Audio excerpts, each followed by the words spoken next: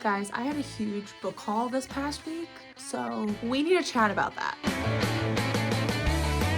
Hello everyone and welcome back to my channel, or welcome to my channel if you're new here. Hi, my name is Liz, and in today's video we are going to be chatting about just a few of the titles that I was able to haul this past week. One of the things I did this past week is I was very fortunate enough to be able to go to Winter Institute, which is a big booksellers convention. It happens once a year, and it's like an opportunity for booksellers to meet with publishers, meet with authors, and just do some like networking. You get to meet other booksellers, and it is like a nationwide convention, and it's so incredible. This was my first time ever going, and while I was there I was able to get a lot of books, a lot of free books, and it was just like so incredible and a once in a lifetime opportunity for me to go on this trip. I am so grateful and thankful to my boss that I was able to go. I am just so excited to talk about these books, so without further ado, let's get into just a handful of the titles that I was able to bring home this past week from this trip. Starting out, we have The Wild Beneath by Kelly Anderson. So this is one of the books that I actually got to meet this author at Winter Institute, and she was signing books, and I'm so excited about her book. It just sounds very fascinating and just magical. I'm gonna read the inside synopsis for all of these books because a lot of these are ones that were not on my radar until I went to Winter Institute. I know I'm not gonna be able to explain them very well. This one, it says, for readers of Wild Dark Shore and The Time Traveler's Wife, a spellbinding novel about impossible choices, otherworldly love, and the deep currents that shape who we become. Annie McLeod always knew she was different, growing up on a sailboat in the Pacific Northwest, navigating by stars and swimming with sea creatures alongside her parents and best friend Evan. But when a tsunami shatters her world, Annie is stranded on land and forced to confront how eccentric she is. In the wreckage, she rescues a wordless man named Walker, who emits a hum only she can hear. Their connection is instant, electric. Walker's touch gives Annie visions of the ocean's hidden world, a life she's never known but feels inexplicably drawn to. Yet even as she is pulled toward him, Evan, the steadfast love who has always been there, remains on dry land, offering the stability she may have to leave behind. Annie is torn between Evan's grounding presence and Walker's magnetic secrets. But then Walker vanishes, along with the answers Annie needs about who she really is. 6 years later, Annie has left the sea and buried the past, until Walker's otherworldly sound returns, pulling her back toward the ocean and the life she abandoned. The truth under the water is more ancient than she ever could have known, and Annie must confront a choice that will test her heart and determine her future. I'm sorry,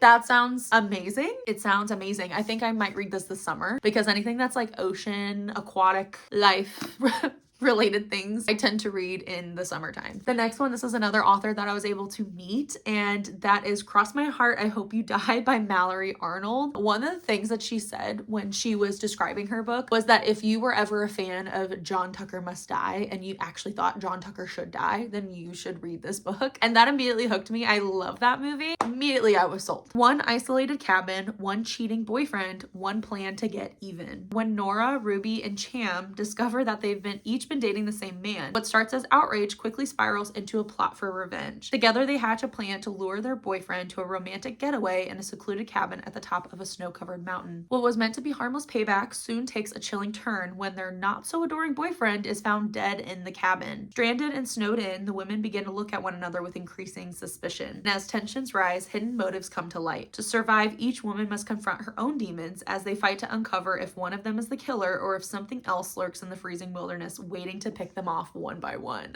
This just sounds so good. I am here for it. Next up, we have Steelborn by Taylor LaRue. Enter a world ruled by tyrants and thieves where magic is outlawed, revolution brews, desire is dangerous, and an impossible cure may prove deadlier than the curse. Rhea Connery became the Crimson Dagger, the most notorious thief in Reterra, by following a strict set of rules. 1. There is no honor among thieves. 2. A good blade is key to any negotiation. 3. Only the dead keep secrets. And Rhea has a secret that must be kept at all costs. But when a heist goes wrong on the eve of paying off her debt to a ruthless crime lord, Rhea may need a new set of rules and a lot of coin fast. Enter Kalen Halcyon, an immortal warrior whose magic makes him a valuable target, if the curse inching closer to his heart doesn't kill him first. There's just one person who might be desperate enough to try to get their hands on the fabled cure in time to save his life. Someone whose legend claims they can steal anything, the Crimson Dagger. A male of honor, Kalen loathes everything the beautiful cocky thief represents, yet he knows Rhea is his last hope for survival. Their search takes them to the edge of the known world where Rhea discovers that there is far more at stake than her and Kaylin's own lives. Now Rhea must confront deadly foes, her growing attraction to the warrior who is as lethal as his jawline is perfect, and the rage she's spent a lifetime trying to bury. This time, her daggers aren't going to cut it, and the fate of all magic born hangs in the balance. Yes, please. Anything that's romantasy with like a boss heroine, you know I'm gonna read that. The next book I was able to get is Firstborn by M.J. Hastings. It says the first children take up arms, the second children take up books, and the third children are taken. The long night is Bryn Rule's final trial as a firstborn soldier, where she must prove she can take a life by dawn or be exiled immediately. But when Bryn discovers a kidnapping plot just hours before her test, she must discern if the threat to her youngest sister is real or a ruse meant to push her to the breaking point. When her search for the truth throws her into the arms of an enemy, Bryn must face an impossible choice: her country or her family, her siblings or herself. It says it's a young adult / new adult fantasy, perfect for fans of The Hunger Games, Red Rising, and Fourth Wing. I need that in my life immediately. I love the whole concept of depending on when you were born, that determines your future. So I'm very excited about this one. I think it'll be very interesting. Next, we have To Drown a Witch by Lindsay Olson. In Godor, the witch is feared above all else. Reborn into each generation, she is the only person with magic running innately through her veins, able to wield that magic with a single thought. So when guards across the city begin to drop dead, gruesomely murdered by violent and vicious magic, everyone knows the witch has returned, and no one will be safe until she's killed. Corin is the Prince's Crown, the most highly skilled fighter in the King's Guard. Tasked with the responsibility of leading the hunt for the witch, Corin tries to focus on his assignment to forget the ghosts of his past. And after he learns of Ness, a thief with an uncanny ability to sniff out magic, he forcibly recruits her into joining his hunt. As the two face deadly magic and otherworldly threats, their mutual dislike soon turns to something more electric, and they find themselves drawn to each other in ways they never imagined. But the witch is always a step ahead of them, and with bodies piling up, secrets threaten to come to light. Secrets that could destroy everything, from the fragile trust between them to the very city of Godor itself. If you are a fan of Heartless Hunter or Serpent and Dove, then you'd be a fan of this one, which I have read both of those and I have enjoyed both of those. So gets me very excited for this one. The next book that I was able to acquire is The Game of Oaths by S.C. Bandretti. It's 1896. Beneath a hotel in the heart of Paris is the famed Le Cercle des Ombres, led by ringmaster and enchanter Jean-Pierre. But behind the dazzling spectacles, the circus performers are bound by magical contracts, also making them potential players in the annual Game of Oaths, an underground, bloodthirsty tournament watched by the wealthy elite. 12 will compete, 11 will die. 17-year-old trapeze artist Fallon Sankara is out for revenge. After her sister ended up as one of the unlucky 11 last year, Fallon wants nothing more than to make Jean-Pierre pay for her death. When she's chosen to compete in this year's tournament, Fallon is not above playing dirty and forging unlikely alliances. But to be the last one standing, she has to determine whom to trust and whose motives to question. Vengeance on top of survival is a dangerous gamble, and in games like this, the house always wins. I'm very excited for this one. Anything that involves a trial, also the whole circus setting. I love that our main character is a trapeze artist. Are you kidding? Zendaya, is that you? So this next one I really don't know much about, but I think the fact that it's so mysterious, I kind of want to go into it blind. The synopsis that's on the back, it really does not give much away, so I'm gonna go ahead and read that, but I'm not gonna read further into it because I feel like it's supposed to be kind of mysterious, like you're trying to figure out what is actually happening and going on. And that book is Exit Party by Emily St. John Mandel. She is the author of Station 11. I'm so excited for this. Also, the cover is gorgeous. It says Los Angeles 2031, so we're a little bit in the future, which is interesting. The first spring after the collapse of the United States, peacekeeping troops withdraw from the city, the trees blossom, and the curfew is finally lifted. Ari Waker and her roommate pass the gauntlet of bomb-sniffing dogs, the shanty towns, and the Red Cross tents as they walk across Silver Lake to a party. The mood is ecstatic inside the apartment. People drink and dance. A woman wears a silver dress pleated like tinfoil. And then on the back, it like flips upside down. So I have to flip this upside down to read it. And then a shift. A bewildered twin, an uncanny doppelganger, stumbles through the crowd and out into the night. And Kareem, the party's host, vanishes into thin air. And that is literally all the information you get. I don't even know, but I'm so excited to read this because that just right there drew me in, and it was so mysterious. What can I say? She got me. The next book that I have is Understory by Chloe Benjamin. This is the author of The Immortalists, and I was so incredibly grateful to actually get to meet this author and have her sign it for me. I'm really excited to read this book. Our synopsis, it says, at the edge of the world, biologist Laurel Salter is hiding from everything and every person she has ever known. She works day in and day out as a dishwasher at the McMurdo Research Station in Antarctica, telling no one that before she survived at the icy outpost, she was a renowned young scientist with a meteoric career, a beautiful husband, and a family. But when a strange light appears across the ice, she makes a decision that will change the course of her life and everyone around her in this modern epic of science and soul, of bravery and redemption, and a love that refuses to die. Okay, yeah. Once again, love this cover, and once again, am very excited to read this book. The next book I have is Homebound by Portia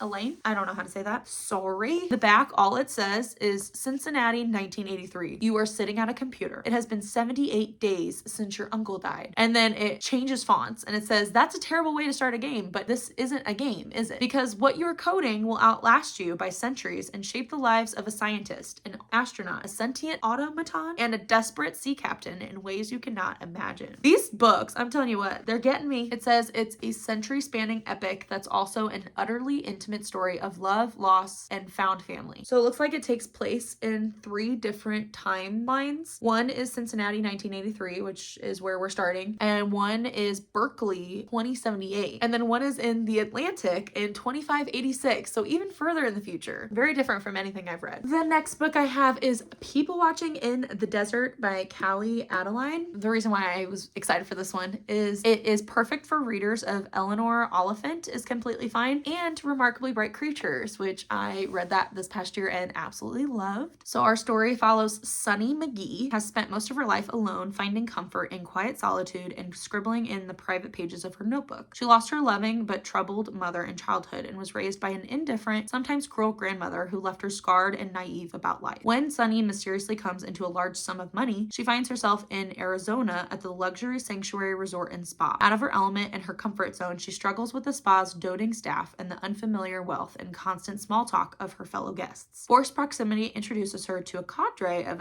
eccentrics, and something akin to romance blossoms with a resort employee. Yet Sunny still feels most at peace when people watching from the margins, headphones on, and scrawling in her notebook. But when a freak accident disturbs Sanctuary's carefully curated tranquility, a shocking twist crumbles Sunny's inner world, and she finds herself unexpectedly and maybe even pleasantly surprised by the people around her. I think I'll probably read this upcoming summer or springtime. And then I have 2 authors that I have read their previous work, and I'm so excited for their newest books that are coming out. The first one is Hannah Witten, who wrote For the Wolf, For the Throne, and then the Foxglove King trilogy. I haven't read the Foxglove King trilogy yet, but I did read For the Wolf and For the Throne, and I loved it. If you're a fan of Rachel Gillig and like gothic fantasy, definitely pick up one of her books because she does that so well. And her newest book is Reliquary. It, I believe, is her first horror book. It is about a young woman who is lured to her late fiance's remote island estate only to uncover eerie family secrets, a haunting past, and a monstrous hunger stirring beneath the sea. When Claire's fiance mysteriously dies of an unknown neurological illness, she's prepared to sink back into the lonely life she lived before. Orphaned by a freak boating accident in her childhood, she never expected to find a connection like she did with Elias. Their relationship wasn't perfect. His coldness, his secrets, his strange aversion to the ocean. But what relationship is? When Elias's incredibly wealthy family reaches out and invites Claire to a 3-day wake at Harrow Point, their family home on a private island, Claire is given the chance to find family again, to belong to something, just like she's always wanted, just like Elias knew she was desperate to have. Even if that family is a little strange, even if their coastal home stirs up memories of the accident that killed her parents and sister, even if Ash, Elias's older brother, seems insistent on Claire leaving as soon as possible. As she dives deeper into the world of Harrow Point, she will uncover the nature of her own traumatic connection to the ocean. There is something swimming in the bowels of Harrow Point, and it is hungry. I am so excited, also obsessed with this cover. I love her writing style so much, and I feel like she's gonna be able to do the horror genre very, very well, especially with her like gothic, very atmospheric writing. Something about it kind of reminds me of like A Study in Drowning, like the vibes I got from that book. And the final book that I was able to acquire on my trip is Tempest by Victoria Aveyard. This is coming out this upcoming fall. She is the author of like the Red Queen series, and I know she's written even more than that series, so I'm very excited to get back into one of her books. This is her first adult fantasy, and Red Queen was like YA, and I read Red Queen back in like middle school, I think, and I remember I really enjoyed it. It says Cat Rose knows what it is like to live in 2 worlds in 2 times. Before, as Lady Katrine Rose of the Meridian Empire, chained to a loathsome lord with a dwindling fortune, and after, as the Widow Rose, queen of a pirate tavern on the Lyrian Sea, determined to be the master of her own fate. But tides turn and winds change. The Meridian Empire looms on the horizon, the full weight of her navy falling on the Valyrian, bent on reclaiming the wealthy colonies and crushing the pirate republic once and for all. Ship after ship is captured, save for one, captained by a pirate who continually evades both noose and blade, the legendary Valerian Kane. With his fearsome ship and uncanny connection to the Song of the Sea, Valerian is the only man who might rally the pirates who remain, the only man who threatens the Empire, and the only man Kat has ever loved, blazing in and out of her life like a star. Desperate for victory, the Empire offers Kat a devastating choice: bring them Valerian or hang. In truth, no choice at all. But Kat Rose is nothing if not a survivor. A storm is rising on the Lyrian. The question is, what will it leave in its wake? I'm so excited for this book, truly. I will probably read this in like the spring or summertime. You guys know I love to read some sort of pirate fantasy romance and during the summer months, so that one will definitely be added to the stack.